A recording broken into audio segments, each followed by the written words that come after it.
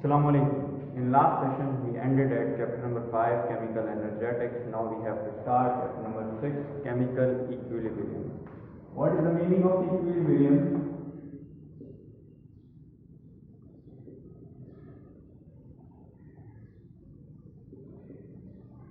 Equilibrium means equal or equate. In metric physics आपने equilibrium को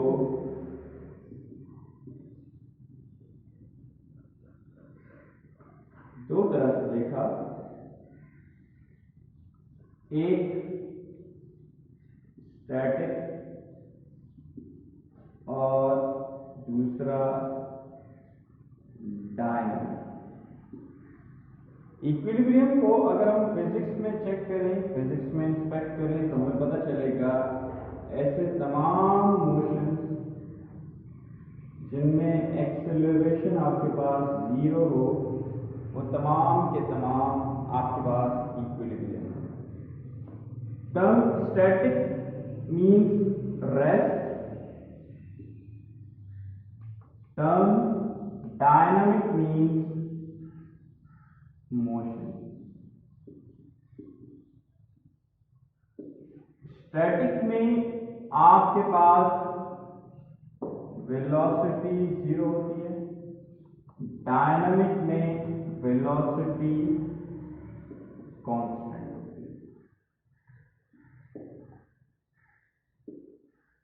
जबकि फिजिक्स बताएगी दोनों तरह के केसेस में एक्सेलरेशन जीरो। क्वेश्चन ये राइज होता है कि आपके पास केमिकल इक्विलिब्रियम स्टैटिक है या डायनामिक है, तो उसके लिए एक छोटी सी एग्जांपल को टेक करते हैं। छोटी सी एग्जांपल क्या है कि आपकी मदर ने रोटी पकानी है, और रोटी पकाने के लिए वो आटा उनके पास मौजूद है, पानी भी मौजूद है, थोड़ी सी क्वांटिटी में दूध भी मौजूद है, नमक भी मौजूद है। जब तक वो चीज़ों को मिलाएंगी नहीं तब तक आटा गूंदा नहीं जा सकता। जब तक चीजें मिलेंगी नहीं, मिक्सअप नहीं होंगी, आटा गूंदना इम्पॉसिबल है। इसी तरह केमिकल रिएक्शन का प्रोसीड करना भी उसी टाइम पॉसिबल है जब चीजें मिलेंगी। चीजों का मिलना इट मींस कोलिजन को पॉसिबल करना, इफेक्टिव कोलिजन। तो इफेक्टिव कोलिजन या कोलिजन का होना सिर्फ और सिर्फ आपके पास डायनामिक की कंडीशन में वैलिड है। तो आपने यहां पे कंक्लूड किया केमिकल इक्विलिब्रियम के लिए लाजमी कंडीशन, पहली लाजमी कंडीशन क्या है कि वो डायनामिक होता है। सेकेंडली, जब भी केमिकल इक्विलिब्रियम की बात आएगी तो रिएक्शन दो तरह के होंगे। One of them would be reversible and second one would be irreversible. Reversible means two-way reaction.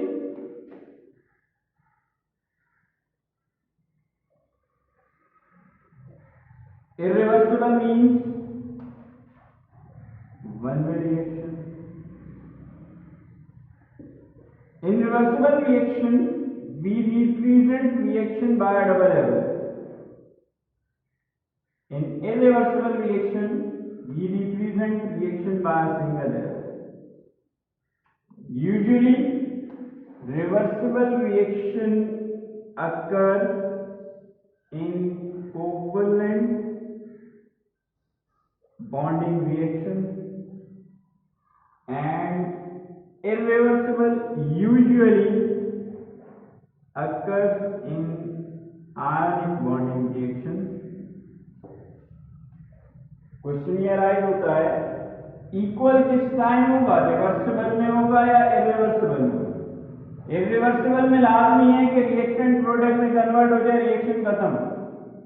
और रिवर्सिबल में लाजमी है रिएक्टेंट प्रोडक्ट में कन्वर्ट होगा और प्रोडक्ट वापस रिएक्टेंट में कन्वर्ट होगा। सेकंड नेसेसरी कंडीशन मेरे पास केमिकल इक्विलिब्रियम की बनेगी, these reactions are reversible.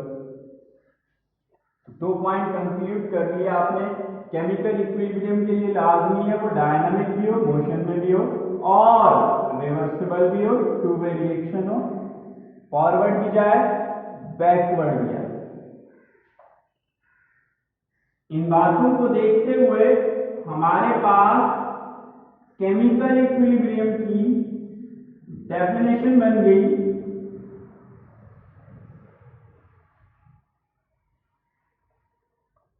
Those reactions in which rate of forward reaction becomes equal to rate of backward reaction।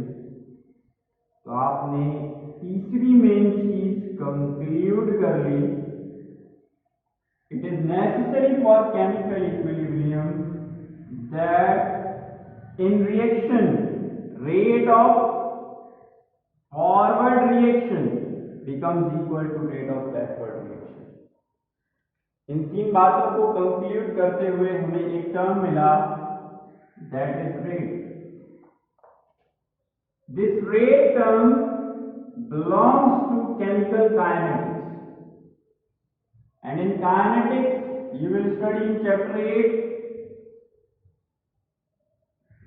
change in concentration per unit time taken for the change is known as rate। rate की usually definition भी यही होती है, anything divided by time is called rate। अब बात करते हैं chemical equilibrium को ग्राफिकली कैसे रिप्रेजेंट कर सकते हैं।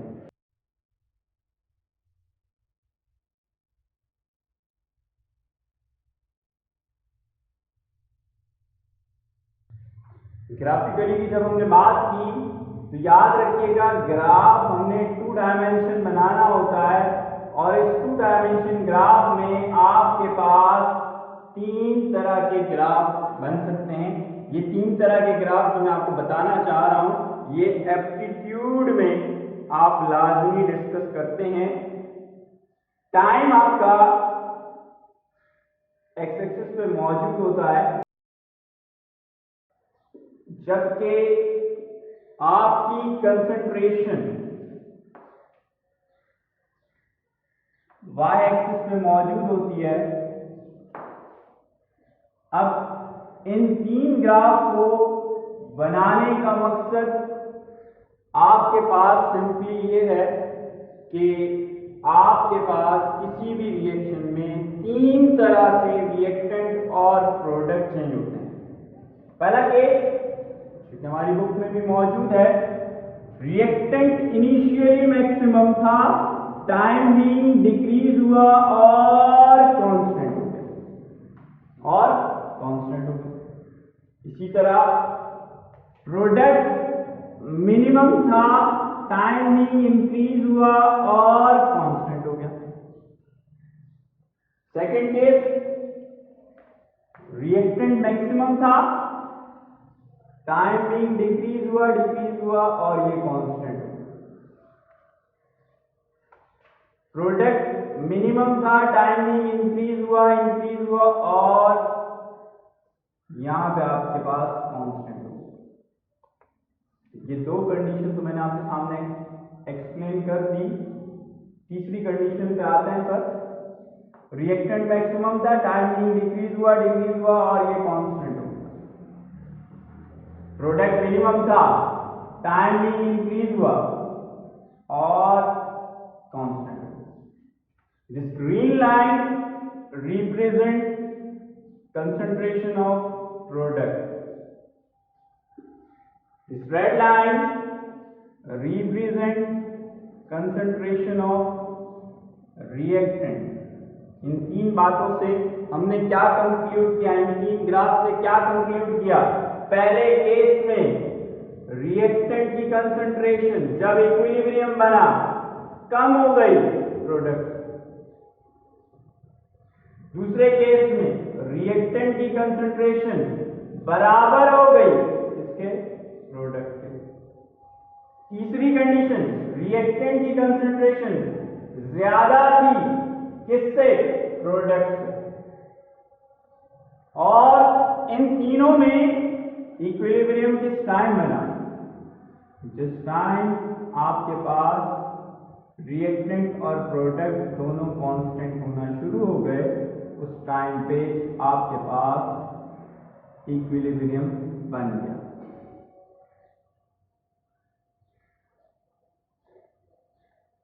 ये तो ग्राफ था on the basis of change in concentration of product और reactant.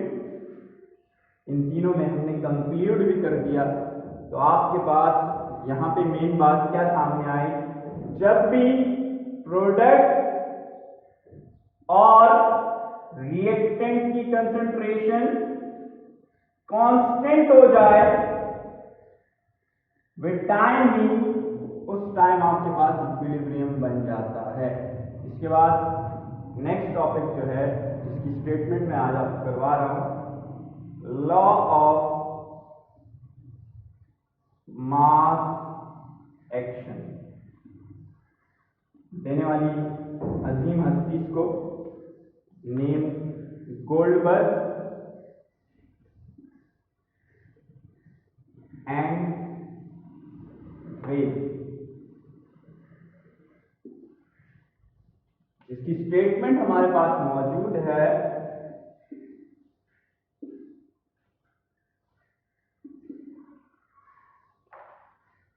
Rate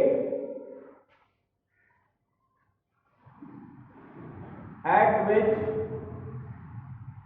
substance reacts is proportional to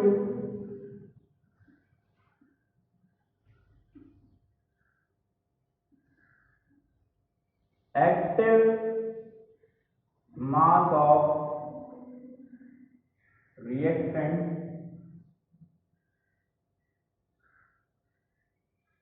and rate of chemical reaction is directly proportional to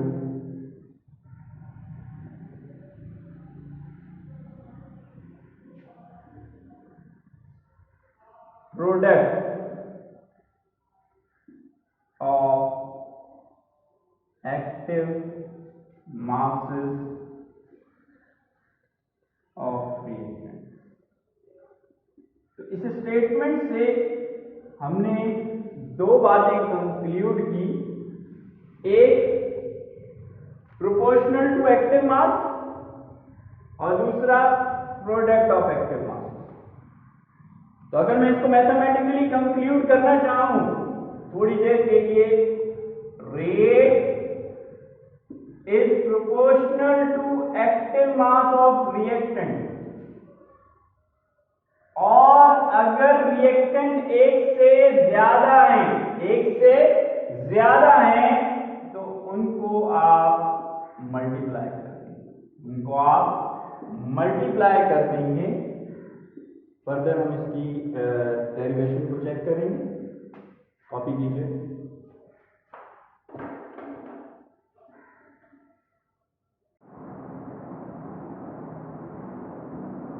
हो गया कॉपी हो गया। अगर कोई क्वेश्चन है तो आप कमेंट में लिखें या व्हाट्सएप कीजिए ताकि उसका आंसर आपको मिल सके।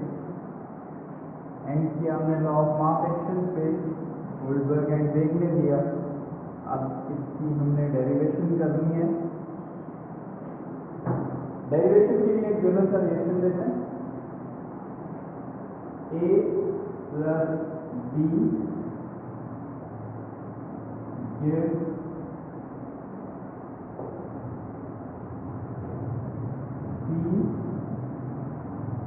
And D.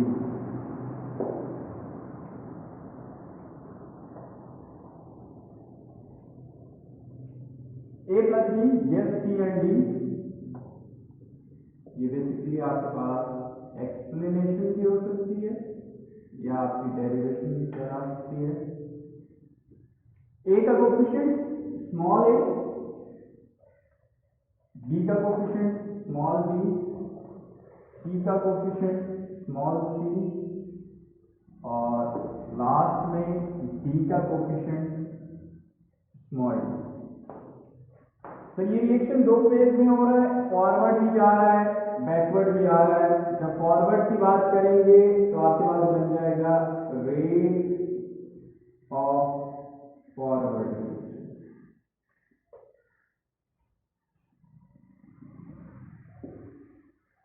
तो जब हम फॉरवर्ड की बात कर रहे हैं तो एक बात नोट कीजिएगा, ए प्लस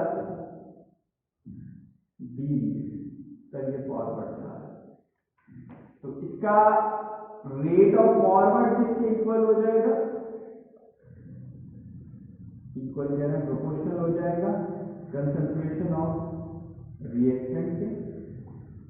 और फॉरवर्ड जाते हुए रिएक्टेंट आपके पास कैपिटल ए, क्योंकि लॉ की स्टेटमेंट में लिखा हुआ है प्रोडक्ट, तो हम मल्टीप्लाई कर देंगे बी के साथ। और पॉइंट आपने याद रखना है, जो पावर होंगी वो क्या बन जाएंगी? कोफिशिएंट। पावर क्या बन जाएंगी? कोफिशिएंट। प्रोपोर्शनैलिटी का साइन रिमूव करोगे दो चीजें आएंगी, एक इक्वल और साथ में कांस्टेंट।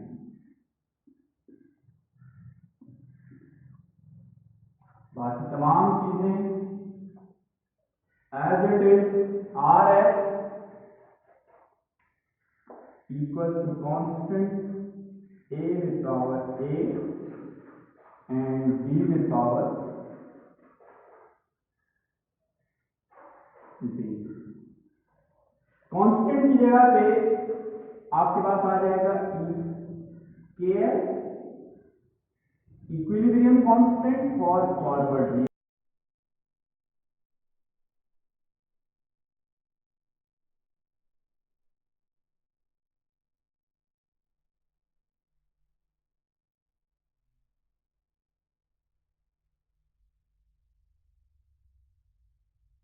तो एक बॉक्स में कर लेंगे।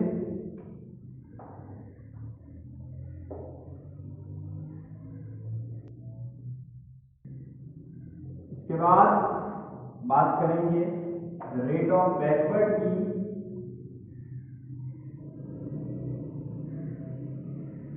Rate of backward reaction. Backward reaction में जो चीज आपने नोट करनी है तो वो क्या है?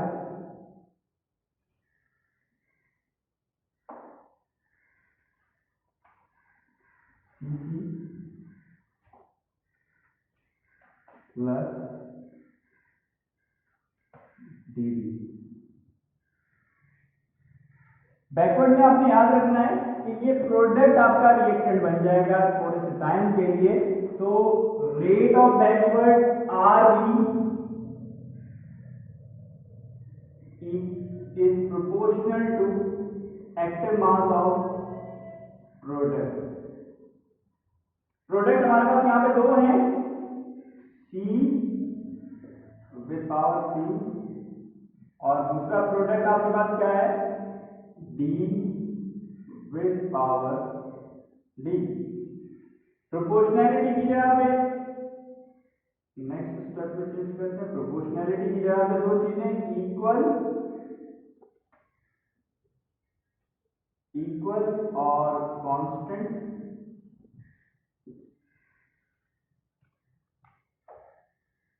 Product as it is.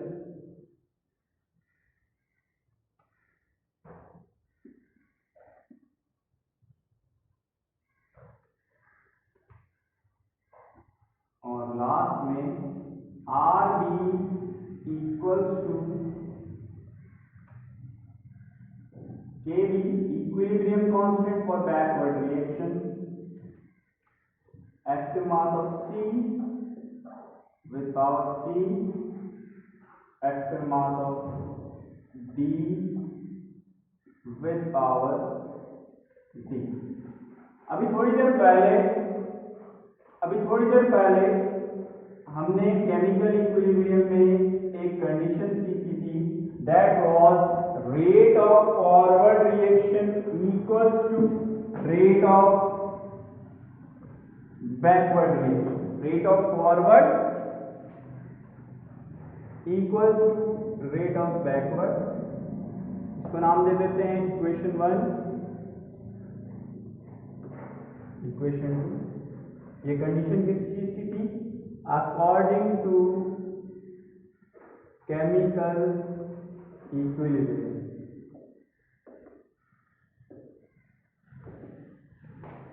Using 1 and 2,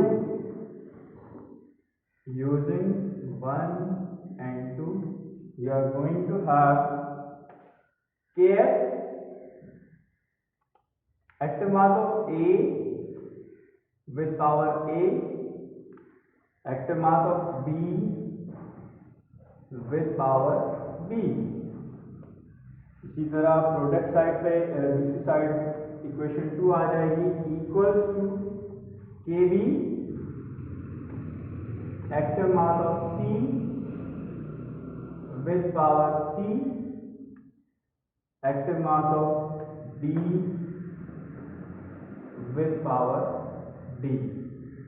constant को एक तरफ कर देते हैं, Kf, Kb इधर मल्टीप्लाई हो रहा है, उधर जाके क्या हो जाएगा? डिवाइड। जबकि B विद पावर B इधर मल्टीप्लाई हो रहा है, उधर जाके क्या हो जाएगा? डिवाइड।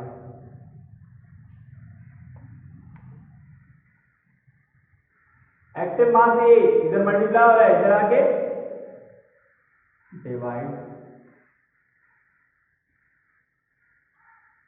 और एक्टिव मास C अपनी जगह पे as it is. Point to be notice that जब भी दो कांस्टेंट आपस में किसी भी अलजेब्रिक ऑपरेशन की तरफ जाएंगे तो आपके पास एक नया कांस्टेंट आएगा, और यहां पे नया कांस्टेंट जो आपके पास आएगा that would be Kc which is known as equilibrium constant. जबकि राइट साइड आपकी एज इट इज मौजूद रहेगी C with power C, D with power D, while A with power A, B with power B। तमाम coefficients क्या बन जाएंगे? Power. तमाम moles क्या बन जाएंगे? पावर। थोड़ी देर के लिए ये जो हमारा मेन इक्वेशन था, इसको हम एक जनरल इक्वेशन बना देते हैं कि रिएक्टेंट कन्वर्ट होता है किसमें? प्रोडक्ट में। रिएक्टेंट कन्वर्ट होता है किसमें? प्रोडक्ट में। तो आप देखोगे Kc की इक्वेशन को अगर जनरलाइज किया जाएगा तो Kc is equal to C और D क्या है? प्रोडक्ट। तो यहां पे आ जाएगा active mass of P। A और B क्या है? रिएक्टेंट। तो यहां पे आ जाएगा आपके पास R। अब बात कर लेते हैं, ये तो Kc की एक्सप्रेशन बन गई। बात करते हैं what is Kc। It is equilibrium constant.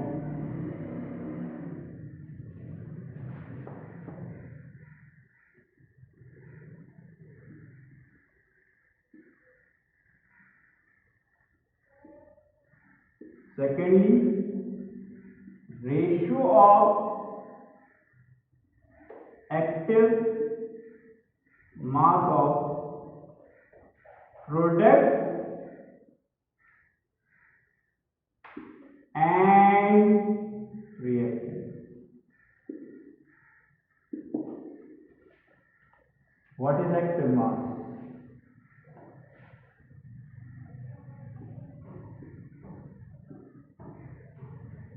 Active mass generally आपके पास केस 1 में जनरली आपके पास कंसंट्रेशन होती है और उसका यूनिट आपके पास मोल पर डीएम होता है। इसको रिप्रेजेंट एक स्क्वायर ब्रैकेट से किया जाता है। सेकेंडली, एक्टिव मास अगर Kp की फॉर्म में इट मीन सर रिएक्शन आपका गैसियस फेज में, कौन से फेज में? गैसियस फेज में है, तो यही एक्टिव मास आपका पार्शियल प्रेशर भी होता है।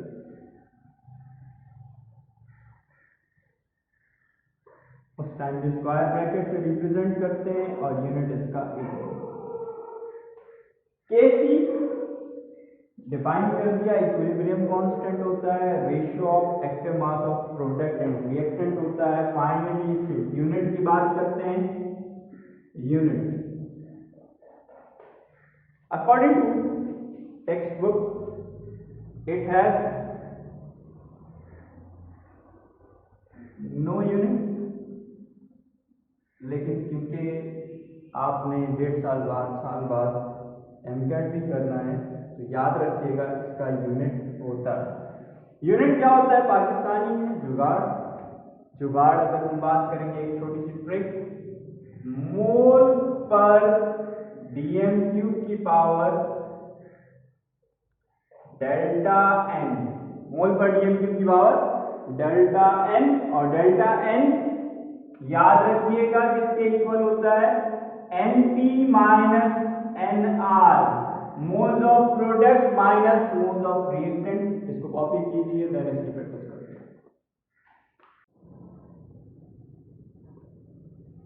देन कॉपी हो गया, आगे बढ़े।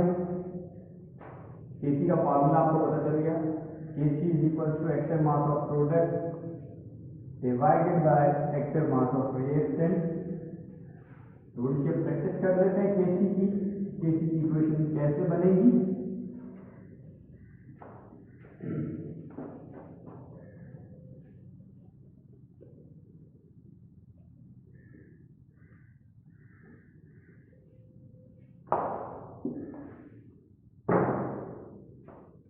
Kc is equals to product by reactant।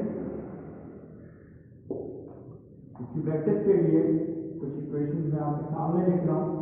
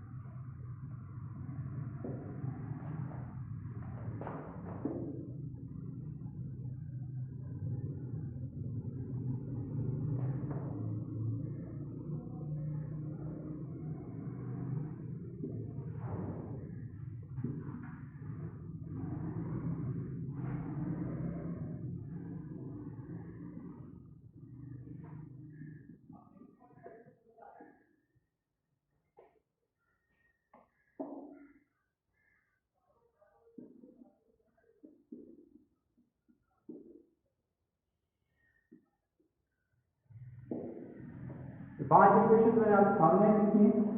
आपने मेरी वीडियो को पॉज करना है, पॉज करके आपने पहले खुद इक्वेशंस बनानी है और उसके बाद उसके यूनिट्स भी बनाने हैं, राइट? आई होप आपने बनानी होंगी। तो हम आगे बढ़ते हैं। Kc equal to product by reactant. Product क्या है आपके पास? NH3 कोफिशिएंट क्या बन जाएगा, power divided by reactant. Reactant क्या था, N2H2 पावर, कोफिशिएंट क्या बन गया, पावर। यूनिट की बात थी तो यूनिट में मैंने जो आपको पाकिस्तानी हल बताया था, मोल पर dm cube power delta N, power delta N. Delta N के लिए आपने क्या किया, एनपी कोफिशिएंट क्या है 2 minus NR coefficient 3 plus 1 4, 2 minus 4 minus 4 minus 2, और -2 से रिलेट आपने सीखा होगा अपनी प्रीवियस क्लास में, पावर मल्टीप्लाई होगी डीएम से, क्योंकि पावर नेगेटिव की वैल्यू को पलट दो, डिवाइडेड बाय मोल स्क्वायर। तो यहाँ पे आपके पास केसी का यूनिट बन गया। Next equation, KC equals to product by reactant. Product क्या आपके पास, SO2, इसका कोफिशिएंट क्या बन गया, पावर, O2, इसका कोफिशिएंट क्या बन गया, पावर, कोफिशिएंट नहीं था पावर 1 लिखे ना लिखे बात सेम है। रिएक्टेंट SO3, कोफिशिएंट क्या बन गया, पावर। यूनिट के लिए सेम वही ट्रिक, मोल पर dm cube power delta N. Delta N के लिए हम लोग क्या करते हैं, NP 2 plus 1 3 minus NR 3 minus 2, you are going to have 1,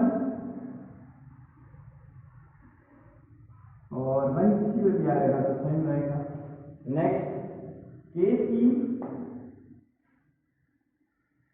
equals to product HI power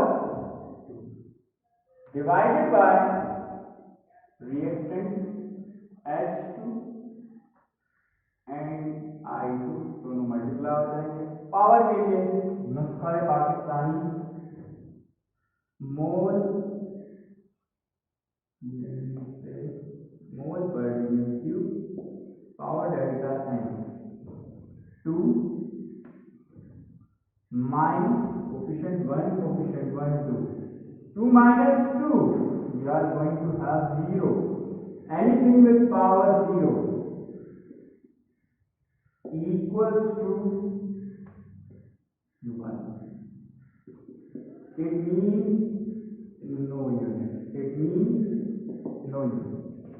Next case, PCl5 plus PCl3. आपके पास इस केस में क्या होगा, Kc is equals to product PCl3, product was blue,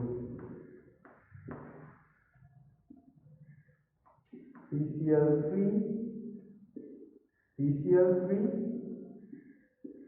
Cl2, reactant is here PCl5। Unit के लिए आप क्या करेंगे, mole DM power NP minus NR, 1 plus 1 minus 2 minus 1, simply mole पर DM. Last case, Kc equals to product CH3 COO C2H5 and H2O, reactant क्या है आपके पास,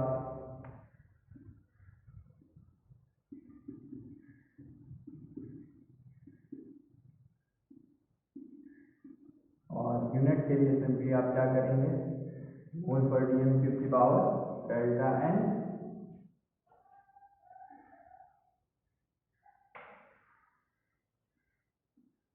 delta N 1 plus 1 2 minus 1 plus 1 2, 2 minus 2, you are going to have 0.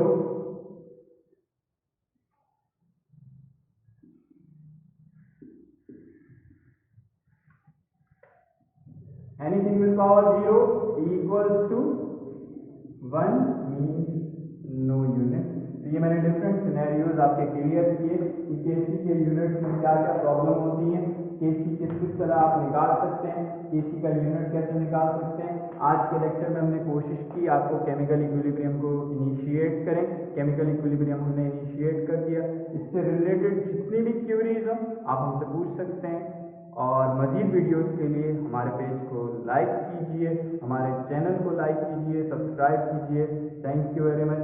Next lecture में याद रखिएगा केसी के problems हम start करेंगे। Thank you.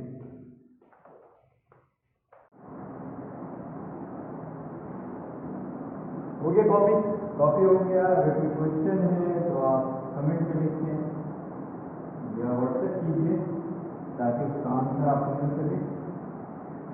एंड किया हमने लॉ ऑफ मास एक्शन पे, गोल्डबर्ग एंड वेग ने दिया।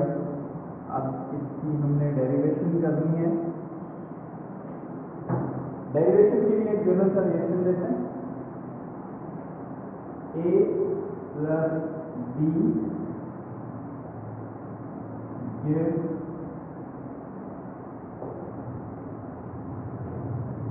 सी एंड डी।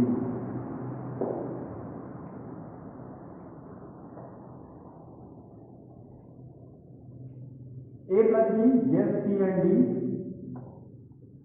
ये बेसिकली आपके पास एक्सप्लेनेशन भी हो सकती है या आपकी डेरिवेशन भी करा सकती है। ए का कोफिशिएंट स्मॉल ए, बी का कोफिशिएंट स्मॉल बी, सी का कोफिशिएंट स्मॉल सी और लास्ट में डी का कोफिशिएंट स्मॉल डी। तो ये रिएक्शन दो फेज में हो रहा है, फॉरवर्ड भी जा रहा है, बैकवर्ड भी आ रहा है। जब फॉरवर्ड की बात करेंगे तो आपके पास बन जाएगा रेट ऑफ फॉरवर्ड रिएक्शन।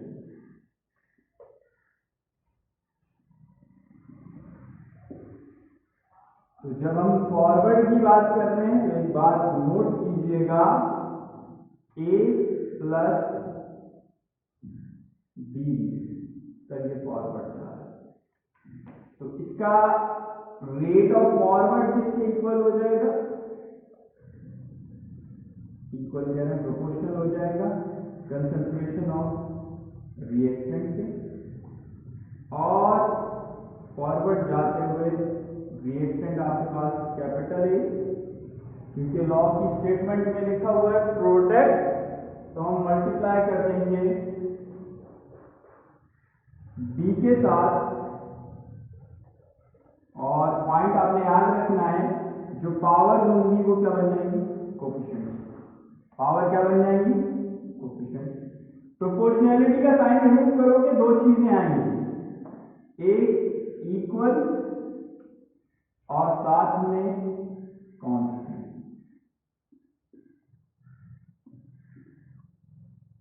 बाकी तमाम चीजें as it is R F equals to constant a with power a and b with power b। Constant की जगह पे आपके पास आ जाएगा के equilibrium constant for forward reaction, जबकि बाकी तमाम चीजें एज इट इज रहेंगी, उनमें कोई भी चेंजिंग नहीं।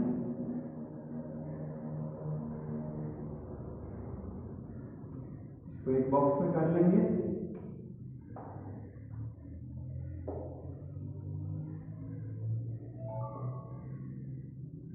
इसके बाद बात करेंगे रेट ऑफ बैकवर्ड की। Rate of backward reaction, backward reaction में जो चीज आपने नोट करनी है तो वो क्या है?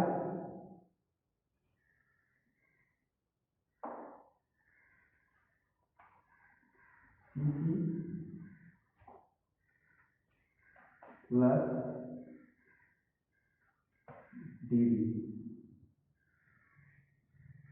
बैकवर्ड में आपने याद रखना है कि ये प्रोडक्ट आपका रिएक्टेंट बन जाएगा थोड़े से टाइम के लिए। तो rate of backward R B is proportional to active mass of product. Product हमारे पास यहां पे दो हैं, C विद पावर C, और दूसरा प्रोडक्ट आपके पास क्या है, D with power D। Proportionality की जगह पे नेक्स्ट स्टेप में चेंज करते हैं। प्रोपोर्शनैलिटी की जगह पे दो चीजें, इक्वल और कांस्टेंट।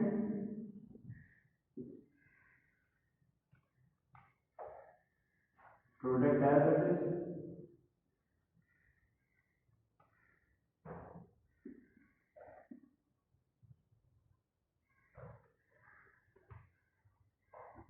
और लास्ट में R D equals to K B, equilibrium constant for backward reaction,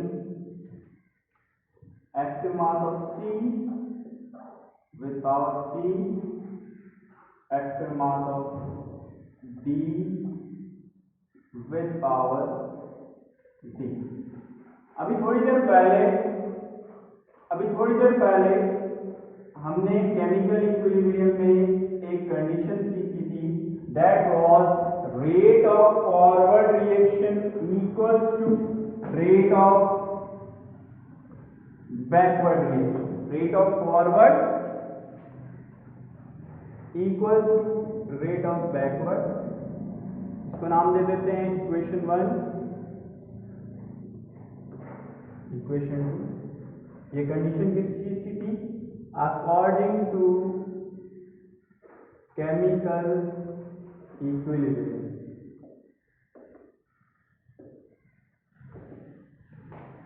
using 1 and 2, using 1 and 2, you are going to have Kf, active mass of A with power A, active mass of B with power B।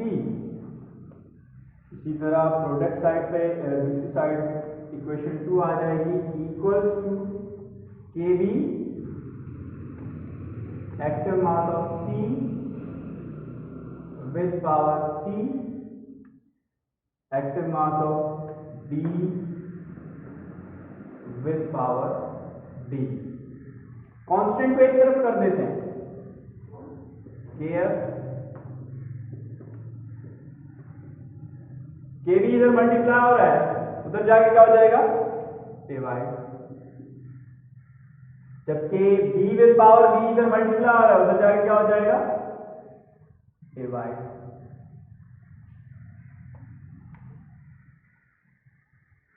Active mass A इधर multiply हो रहा है, इधर आके divide, और active mass C अपनी जगह पे as it is. Point to be notice that जब भी दो कांस्टेंट आपस में किसी भी अलजेब्रिक ऑपरेशन की तरफ जाएंगे तो आपके पास एक नया कांस्टेंट आएगा, और यहां पे नया कांस्टेंट जो आपके पास आएगा that would be Kc which is known as equilibrium constant. जबकि राइट साइड आपकी एज इट इज मौजूद रहेगी, C with power C, D with power D, while A with power A, B with power B। तमाम coefficients क्या बन जाएंगे, power. तमाम moles क्या बन जाएंगे, पावर। थोड़ी देर के लिए ये जो हमारा मेन इक्वेशन था, इसको हम एक जनरल इक्वेशन बना देते हैं कि रिएक्टेंट कन्वर्ट होता है किसमें, प्रोडक्ट में। रिएक्टेंट कन्वर्ट होता है किसमें, प्रोडक्ट में। तो देखोगे केसी की इक्वेशन को अगर जनरलाइज किया जाएगा तो केसी इज इक्वल टू सी और डी क्या है, प्रोडक्ट, तो यहां पे आ जाएगा एक्टिव मास ऑफ पी। ए और डी क्या है, रिएक्टेंट, तो यहां पे आ जाएगा आपके पास आर। अब बात कर लेते हैं, ये तो केसी की एक्सप्रेशन बन गई। बात करते हैं what is KC. It is equilibrium constant.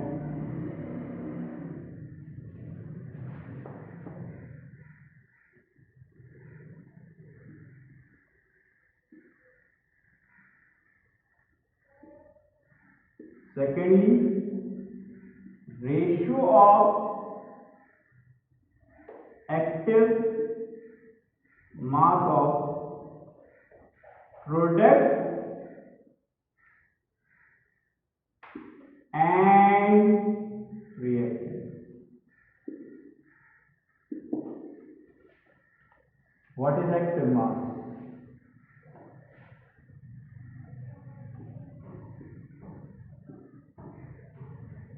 Active mass generally आपके पास केस 1 में जनरली आपके पास कंसंट्रेशन होती है और उसका यूनिट आपके पास मोल पर डीएमक्यू होता है।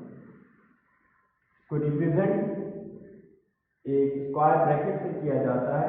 सेकेंडली, एक्टिव मास अगर Kp की फॉर्म में इट मीन सर रिएक्शन आपका गैसियस फेज में, कौन से फेज में, गैसियस फेज में है, तो यही एक्टिव मास आपका पार्शियल प्रेशर भी होता है।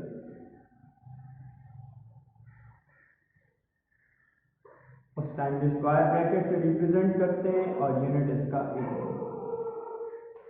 केसी डिफाइन कर दिया, इक्विलिब्रियम कांस्टेंट होता है, ratio of active mass of product and reactant होता है। फाइनली इस यूनिट की बात करते हैं। Unit according to textbook it has no unit, लेकिन क्योंकि आपने 1.5 साल बाद एमकैट भी करना है तो याद रखिएगा इसका यूनिट होता है। यूनिट क्या होता है, पाकिस्तानी में जुगाड़ अगर हम बात करेंगे, एक छोटी सी ट्रिक, मोल पर डीएमक्यू की पावर डेल्टा एन, मोल पर डीएमक्यू की पावर डेल्टा एन, और डेल्टा एन याद रखिएगा किसके इक्वल होता है, NP minus NR, moles of product minus moles of reactant. इसको कॉपी कीजिए, देन इसकी प्रैक्टिस करिए।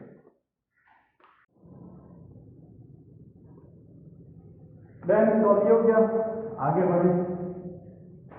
केसी का फॉर्मूला आपको पता चल गया, KC is equal to active mass of product divided by active mass of reactant. थोड़ी सी प्रैक्टिस कर लेते हैं केसी की इक्वेशन कैसे बनेगी।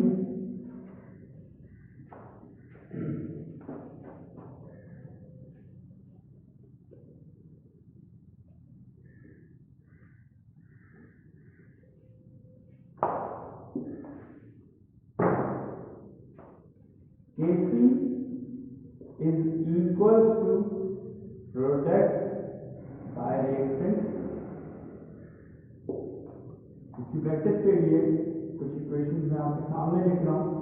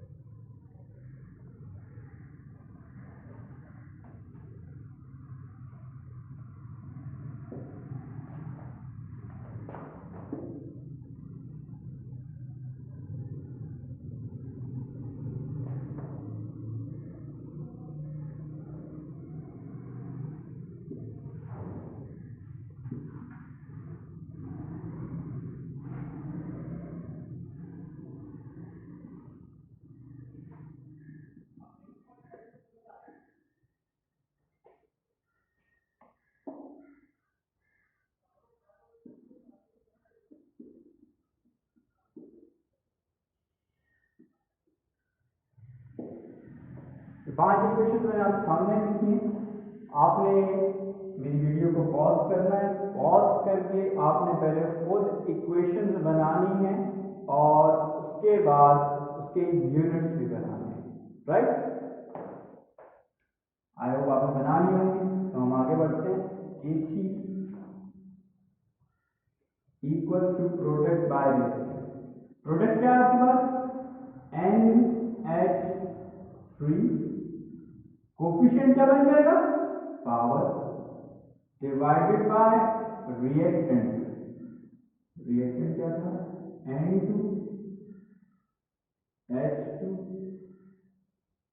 पावर कोफिशिएंट क्या बन गया? पावर। यूनिट की बात थी तो यूनिट में मैंने जो आपको पाकिस्तानी हल बताया था, मोल पर dm cube power delta N, power delta N. Delta N के लिए आपने क्या किया? एनपी कोफिशिएंट क्या है? 2 minus NR coefficient 3 plus 1 4, 2 minus 4, 2 minus 4 minus 2,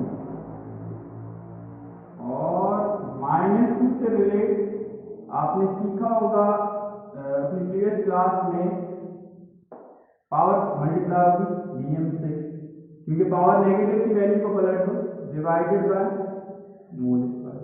तो यहाँ पे आपके पास Kc का यूनिट बन गया। Next equation, Kc equals to product by reactant. Product क्या है आपके पास?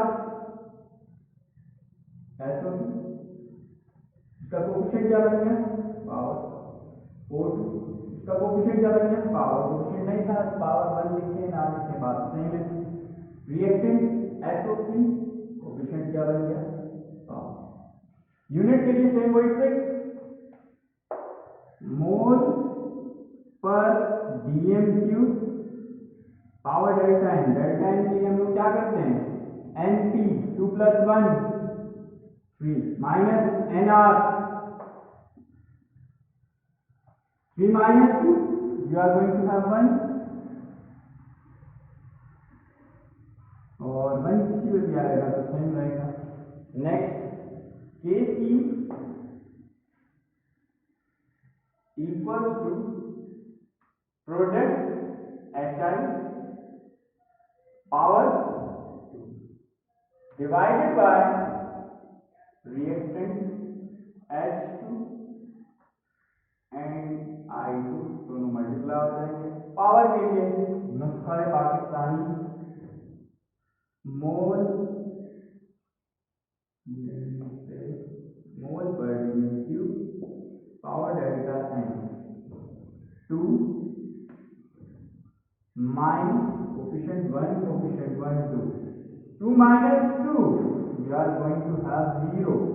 Anything with power 0 equals to 1. It means no unit. It means no unit. Next is PCl5 plus PCl3.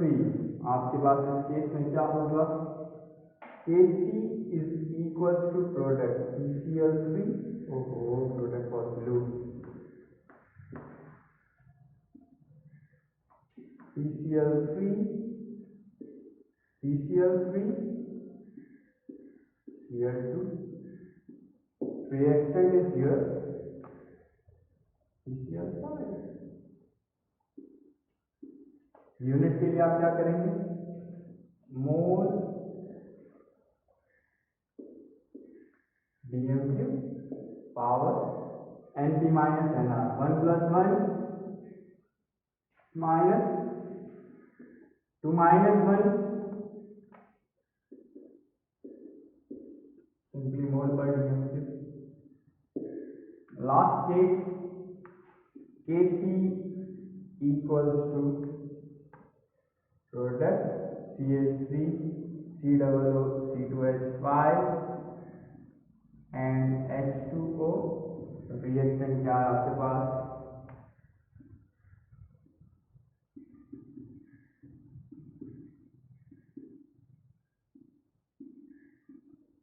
Unit के लिए सिंपली आप क्या करेंगे, मोल पर dm क्यूब की power delta n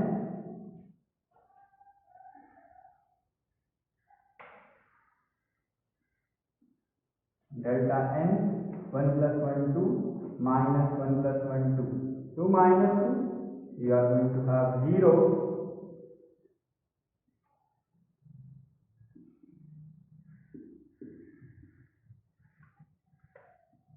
Anything with power 0 equals to 1 means no unit. तो ये मैंने डिफरेंट सिनेरियोज आपके क्लियर किए कि केसी के यूनिट्स में क्या क्या प्रॉब्लम होती है, केसी किस तरह आप निकाल सकते हैं, केसी का यूनिट कैसे निकाल सकते हैं। आज के लेक्चर में हमने कोशिश की आपको केमिकल इक्विलिब्रियम को इनिशिएट करें। केमिकल इक्विलिब्रियम हमने इनिशिएट कर दिया। इससे रिलेटेड जितनी भी क्यूरीज हो आप हमसे पूछ सकते हैं, और मज़ीद वीडियोस के लिए हमारे पेज को लाइक कीजिए, हमारे चैनल को लाइक कीजिए, सब्सक्राइब कीजिए। Thank you very much. Next lecture में याद रखिएगा केसी के प्रॉब्लम्स हम स्टार्ट करेंगे। Thank you.